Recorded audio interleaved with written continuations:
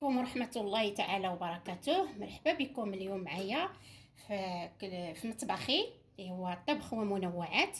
اليوم ان شاء الله غادي نحضر معكم واحد الكيكات الليمون اللي غادي نحتاجو. غادي ندوزو للمقادير اللي غادي نحتاجو لهذا الكيك.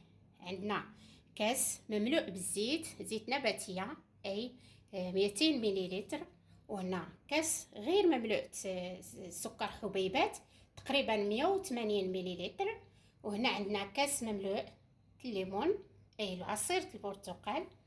عندنا 3 بيضات بحرارة المطبخ، 3 حبات البيض بحرارة المطبخ. هنا عندنا شرائح الليمون مقطعين اي البرتقال. عندنا مبشور ديال واحد البرتقاله للنكهه فقط. وهنا عندنا 2 خمارات الحلويات، واحد الخماره الفاني، والدقيق اي دقيق ممتاز الحلويات بعد ما غربلناه. هنا عندنا 200 غرام الدقيق. المهم الدقيق تيبقى على حسب الخليط. دابا غادي ندوزو لطريقه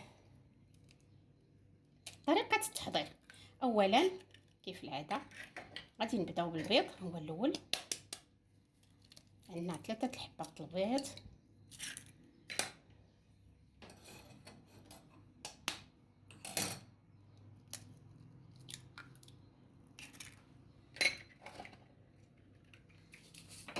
غادي نضعو مع هذا البيض واحد الفاني ساشيه،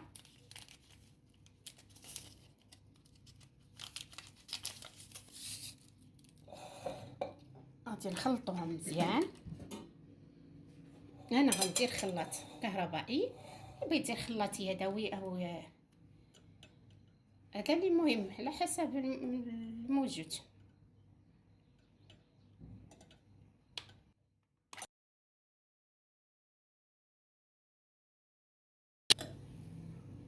من بعد ما خلطنا البيض ديالنا غادي نزيدو السكر،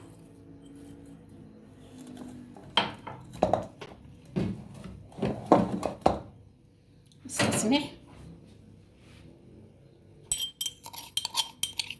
غادي نضيفو البشور ديال البرتقال، نضيفو العصير الليمون،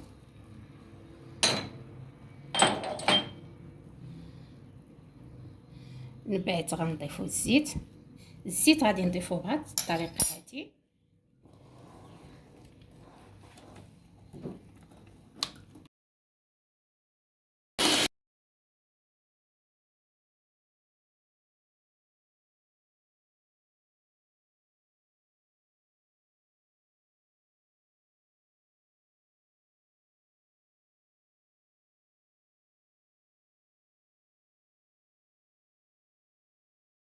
من بعد ما خلطنا الخليط ديالنا مزيان غادي نضيفو ليه الدقيق،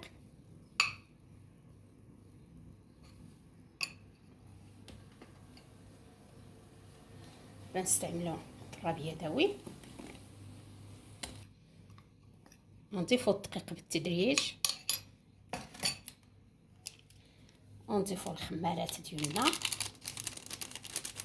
دائما الخمارات تنخلوهم اخر حاجه تنضيفوها في الكيك هي الخماره.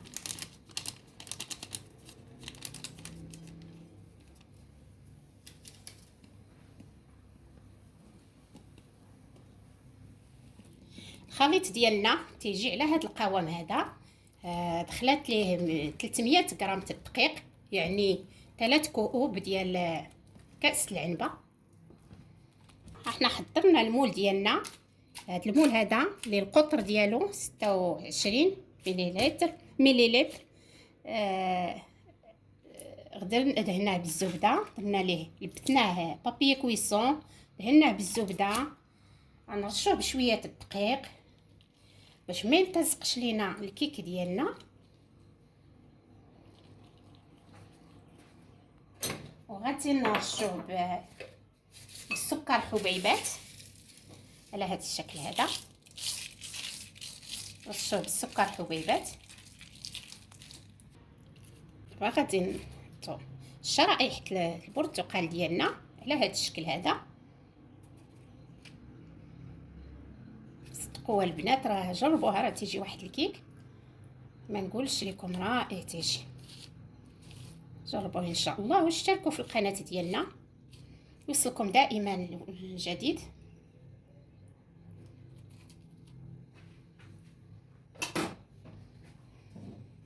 ونصبوا على هذه الطريقه هذه الكيك ديالنا.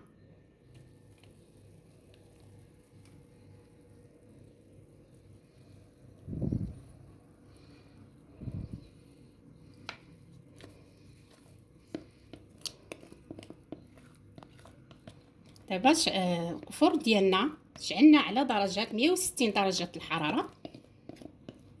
دابا غادي ان شاء الله ندخلوه ومن بعد يطيب نتلاقاو ان شاء الله بحول الله. ها هو الكيك ديالنا من بعد ما خرجنا من الفرن تيجي على هذا الشكل هذا، كيجي رائع وفتي وهشيش. البنات تمنى تجربوه وان شاء الله. ومن هذا المنبر كنشكر جميع المتتبعين الاوفياء والجدد، كنشكرهم بزاف. وما تنسوش الاشتراك في القناه يوصلكم دائما الجديد يدي ان شاء الله بحول الله. ها هو الكيك تيجي على هذا الشكل هذا. ايوا ان شاء الله الى فيديو قادم، وشكرا لكم ومع السلامه.